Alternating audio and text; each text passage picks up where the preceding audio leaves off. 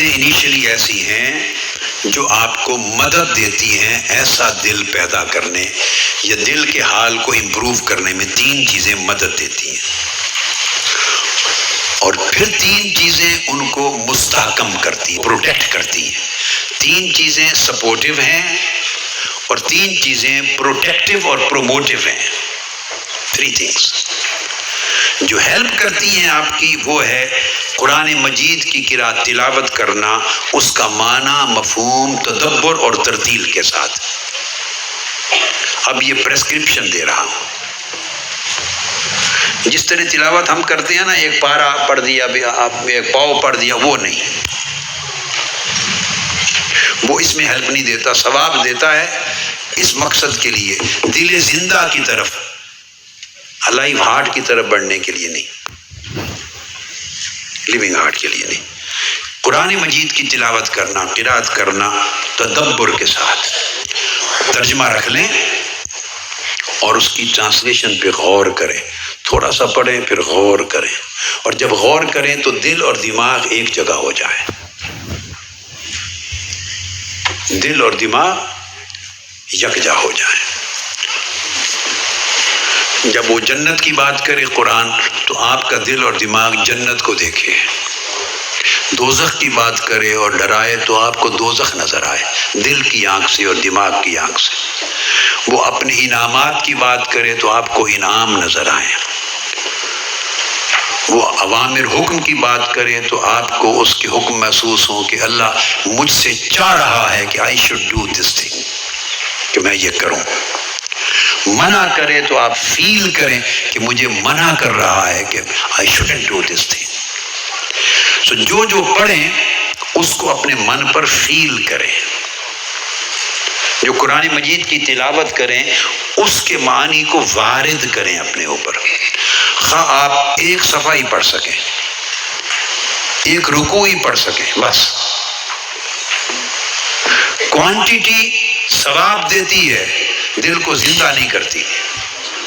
Quality زندہ کرتی ہے.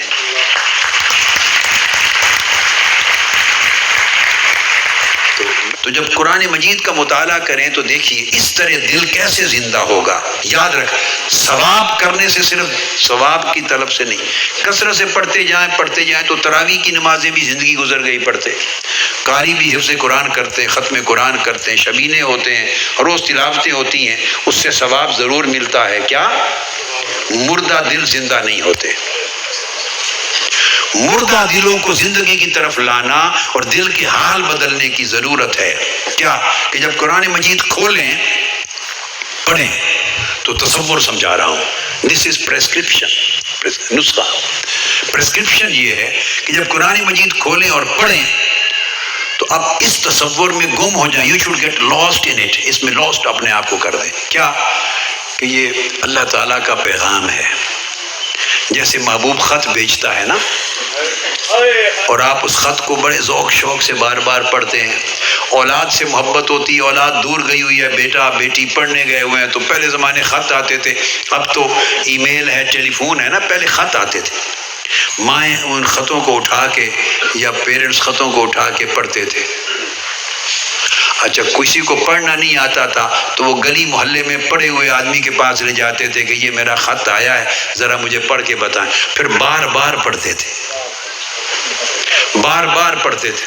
اب پتہ نہیں آپ کو وہ زمانے کی کیفیتیں بعضوں کو کچھ کو یاد ہیں کہ نہیں. جن کو سمجھ میں آ رہی ہے بات ہاتھ کھڑا کریں، اونچا کریں ہاتھ. جن کو سمجھ میں آ رہی ہے، وہ جس سے محبت ہوتی ہے اس کے لیٹرز کو بار بار پڑھتے ہیں.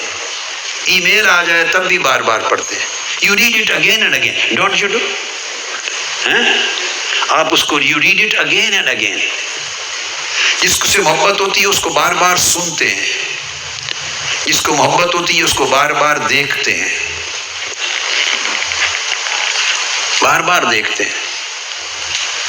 تو آپ سیرابی نہیں ہوتے. اگر ایک بار دیکھیں پڑھیں اور اس کے بعد دوبارہ نہ پڑھیں، اس کا مطلب ہے اس سے دماغ کا رشتہ ہے، آپ کا دل کا رشتہ نہیں ہے. دل کا رشتہ ہو تو بار بار لذت آتی ہے.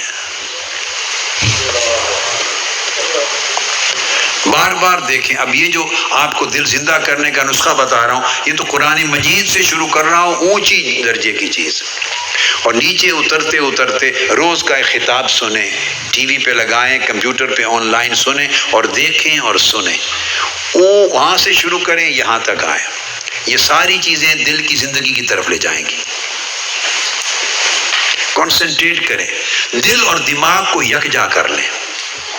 دل اور دماغ کو تو جب پڑھیں تو یہ سمجھیں کہ محبوب کا کلام ہے، اور محبوب کا کلام ہے تو محبت سے پڑھیں. تو جب اس کیفیت کو پیدا کریں گے بار بار، اور یہ ایک ایفرٹ ہے، روز کریں گے، روز کریں گے، کرنے سے ہوگا. یہ مسلسل مشق سے ہوگا.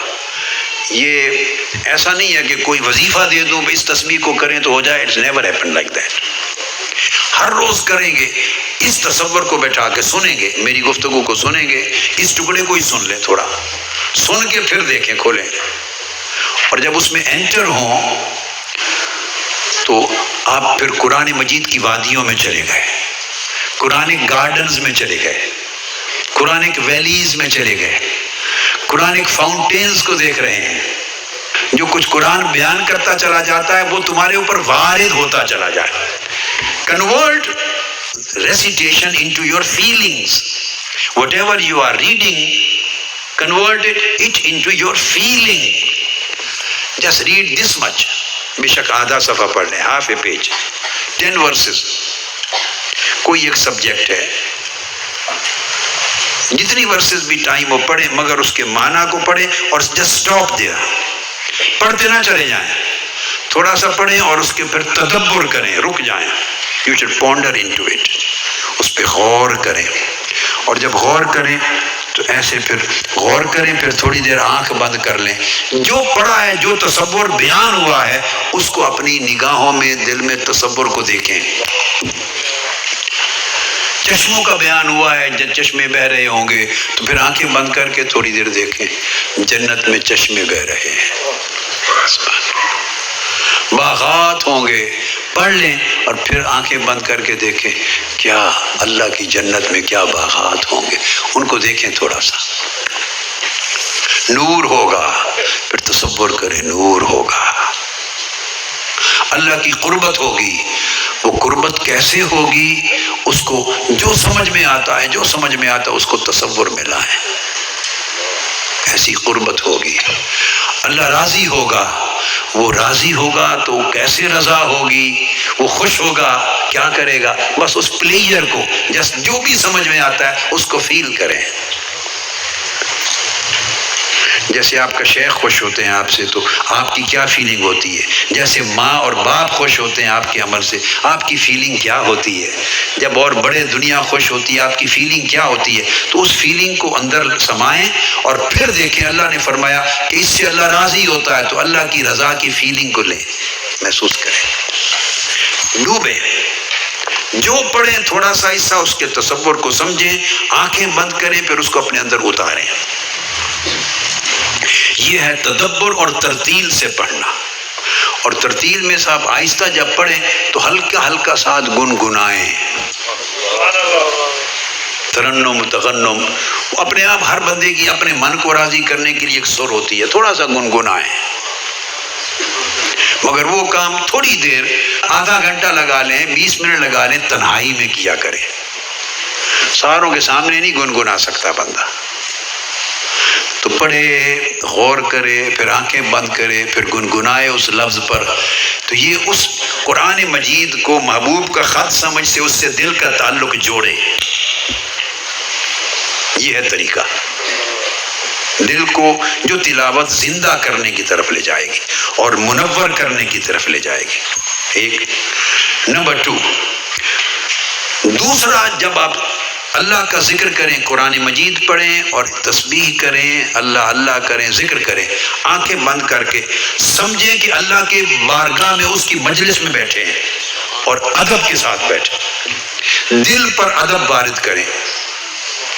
جیسے آپ بڑوں مشائخ اولیاء صالحین کی مجلس میں، شیخ کی مجلس میں بیٹھتے ہیں، آقا علیہ السلام کی بارگاہ میں مدینہ پاک جاتے ہیں، جالی مبارک کے سامنے بیٹھتے ہیں، کعبہ شریف کے سامنے بیٹھتے ہیں، تو جب کعبہ آپ کو دیکھتے ہیں تو آپ کے اندر ایک کیفیت ہوتی ہے نا، ایک فیلنگ ہوتی ہے۔ روضہ اطہر دیکھتے ہیں آقا علیہ السلام کا تو ایک فیلنگ ہوتی ہے نا۔ بس جب ذکر کریں تو کچھ وقت نکالیں روز تھوڑا سا، جس میں قرأت قرآن مجید بھی ہے، اسی میں ذکر ہے یا دروش جو پڑھیں، تو اس کو ادب اور حضوری قلب کے ساتھ ایسے سمجھیں جیسے اللہ پاک سن رہا ہے، اللہ پاک سن رہا ہے، تو آپ اس کے حضور حاضر ہیں، اس کی مجلس میں حاضر ہیں، اور پھر ادب کے ساتھ پڑھیں، اس کو ڈوب جائیں۔ یہ دوسری چیز۔ اور تیسرا، ٹوٹے ہوئے دل اور عاجزی کے دل کے ساتھ اور نرم اعضاء کے ساتھ، طہارت کے ساتھ، ہر وقت وضو کے ساتھ رہیں، اور وہ کسی کوئی وقت رات کا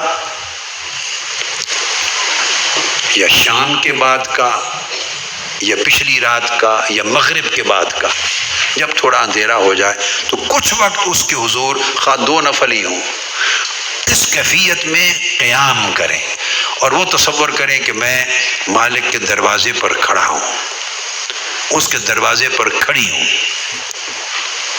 اس طرح کا 2 نفل ہی پڑھ لیں مگر اس کیف کے ساتھ پڑھیں۔ قیام ہو، قیام لیل مغرب کے بعد کے نفلوں سے شروع ہو جاتا ہے۔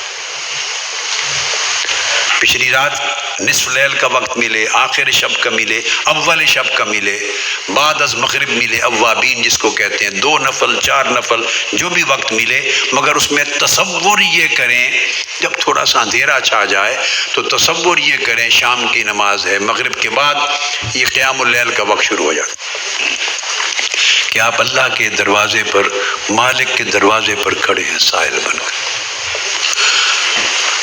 وہ مالک ہے، دروازہ کھولے نہ کھولے اس کی مرضی، وہ مالک، آپ در پر کھڑے ہیں، بس اس تصور کے ساتھ نماز پڑھیں۔